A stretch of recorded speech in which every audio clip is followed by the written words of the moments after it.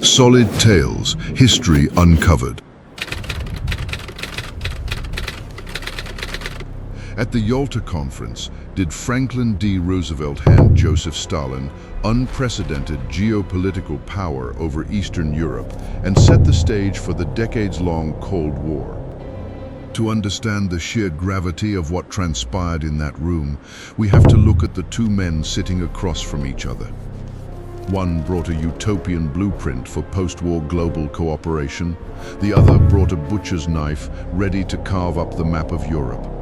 One spoke of a lasting democratic peace.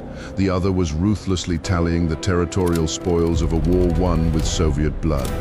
If an agreement was to be struck, someone had to bend. And it was never going to be Stalin, a man consumed by an unshakable obsession with geographic security and Soviet power.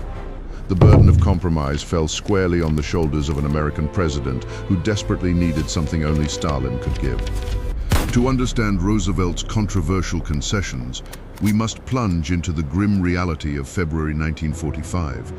The Second World War was bleeding to a close, but the United States was still trapped in a grueling two-front nightmare.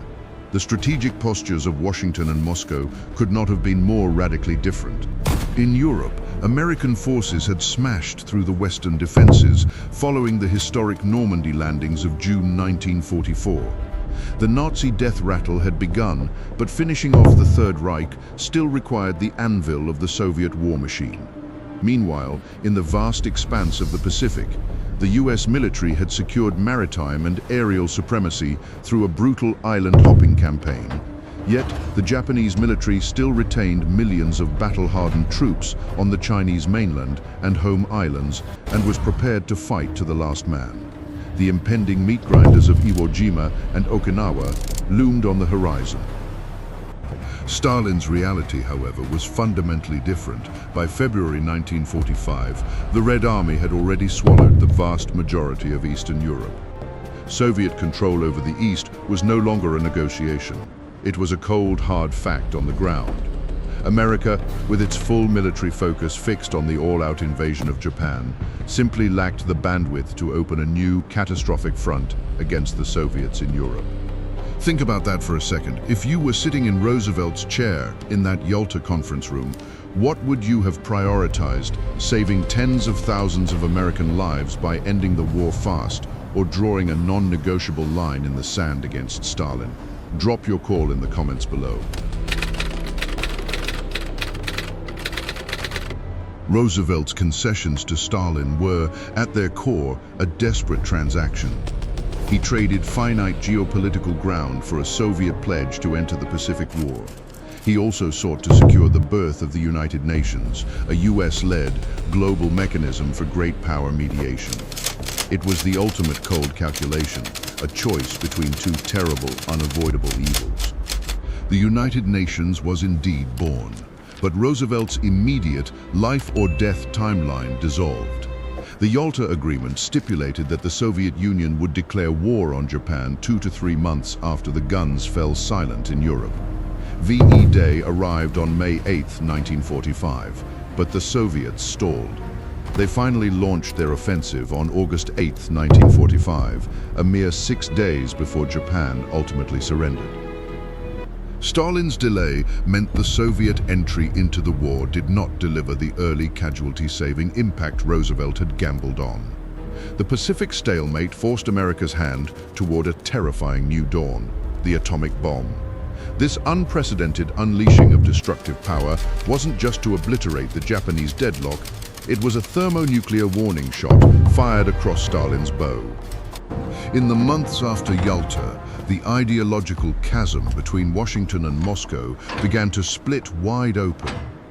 America's deployment of atomic weapons was a calculated exhibition of absolute military supremacy designed to shock the Soviets and secure American dominance. That timeline shift changed the entire course of post-war history. We'll break down exactly how in just a moment. Beyond cold battlefield calculus, Roosevelt's compromises were clouded by his own Wilsonian idealism. He clung to the hope that a United Nations framework could tether Soviet expansion and that economic integration could soften its iron grip. He attempted to use the Declaration on Liberated Europe, a pledge for democratization, to extract Soviet concessions in the East. He fatally ignored the reality that this piece of paper lacked any enforcement mechanism. Roosevelt severely underestimated Stalin's primal obsession with border security. Stalin's policies were driven by both the Tsarist legacy of territorial ambition and the searing trauma of the Nazi invasion, which left 27 million Soviet citizens dead. He viewed Eastern Europe strictly as a flesh and blood buffer zone. This was an absolute, non-negotiable red line. What followed was rapid, ruthless Sovietization. Stalin didn't just occupy these nations. He violently dismantled and rebuilt their political, economic, and social frameworks in Moscow's image. Through the sheer intimidating mass of the Red Army, the Soviets installed puppet regimes.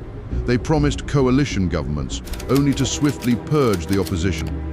They established single-party dictatorships enforced by carbon copies of the Soviet secret police, spawning terrifying architectures like the Stasi, East Germany's brutal secret police. The economic subjugation was equally severe.